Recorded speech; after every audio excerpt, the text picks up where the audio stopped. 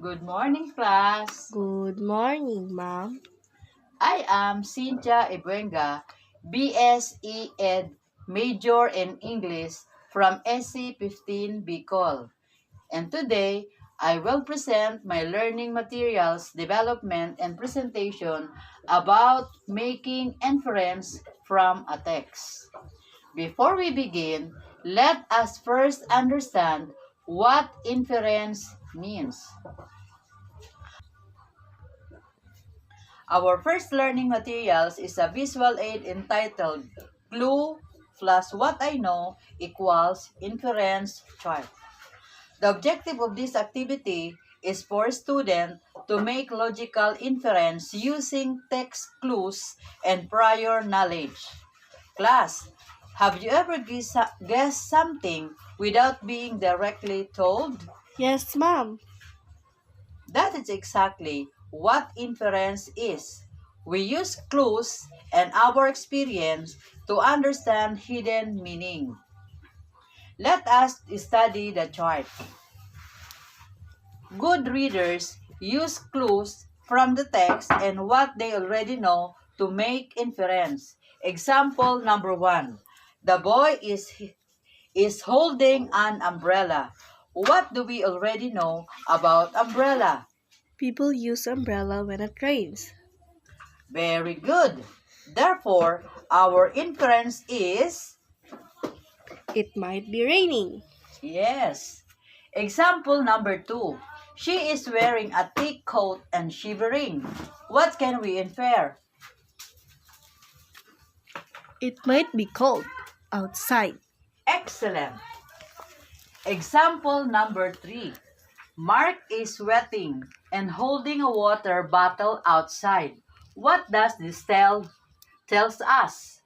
It might be a hot day. So, class, always remember text clue from what I know is inference.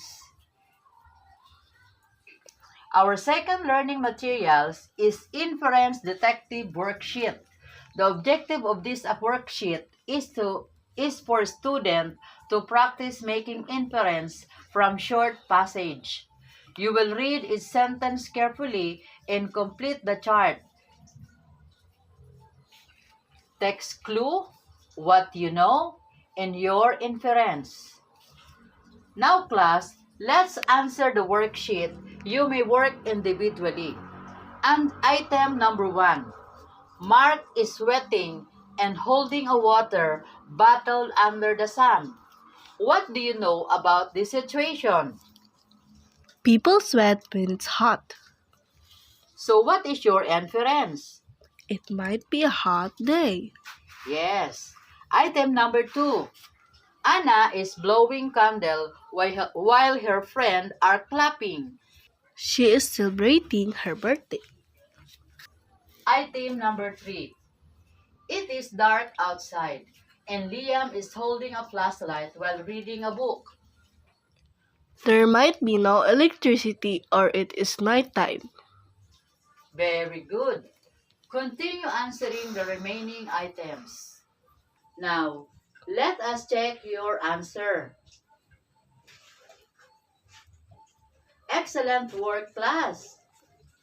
Before we end our lesson, let me ask you, what is inference? Inference is making a conclusion using clues and prior knowledge. Very good. Always remember that good readers do not only read words, they also think deeply about meaning. That is all for today. Thank you and goodbye, class.